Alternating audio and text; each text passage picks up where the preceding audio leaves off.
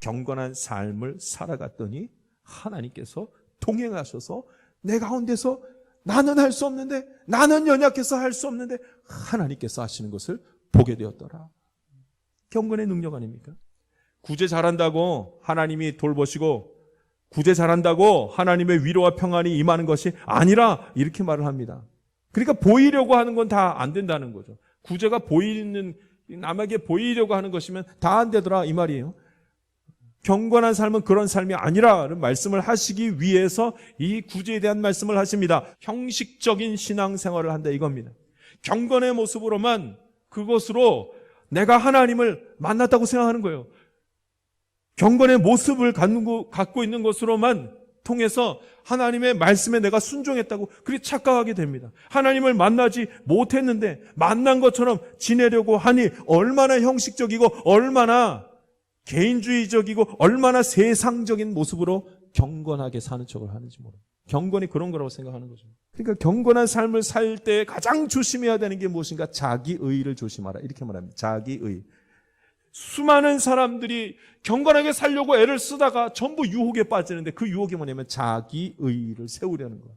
그것 때문에 경건한 삶을 살지 못하고 하나님의 역사를 경험하지 못하더라. 여러분, 자기의를 드러내는 사람을 두고 뭐라고 하는가? 자기를 자랑하는 거예요. 하나님을 자랑하는 것이 아니라 자기를 자랑하면서 살게 되면 경건의 능력은 없다는 겁니다. 여러분, 자랑하되, 하나님이 하신 일들을 자랑하되 정말로 하나님을 자랑하는 것이 무엇인지 구별할 수 있는 방법이 있습니다. 그건 지속성입니다.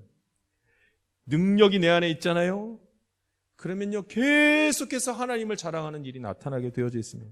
나를 자랑하려고 찬양이나 간증을 하는 자는 계속하지 못합니다. 한두 번 하지.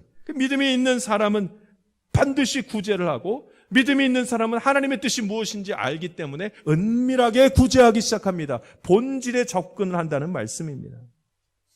하나님께서 기뻐하시는 바른 구제가 어떻게 하는가? 은밀하게 하는 것입니다. 나를 자랑하는 것이 아니라 하나님을 자랑하면서 한다는 말을 구체적으로 바꾸면 은밀하게 한다는 말입니다. 경건한 삶을 사는 자는 하나님의 것이 다 내 것 되는 은혜를 반드시 누리게 되어져 있습니다. 그래야 하나님께서 갚으시리라, 그 말이 그 말이잖아요.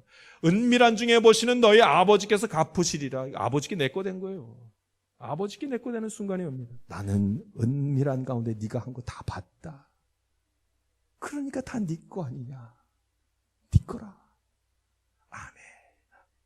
여러분, 자기의가 드러나지 않아도 되는 이유가 이것입니다. 하나님을 자랑하면서 살아가야 하는 이유가 이것 때문입니다. 하나님의 자녀는 하나님께서 자녀에게 아버지 걸 다 주십니다.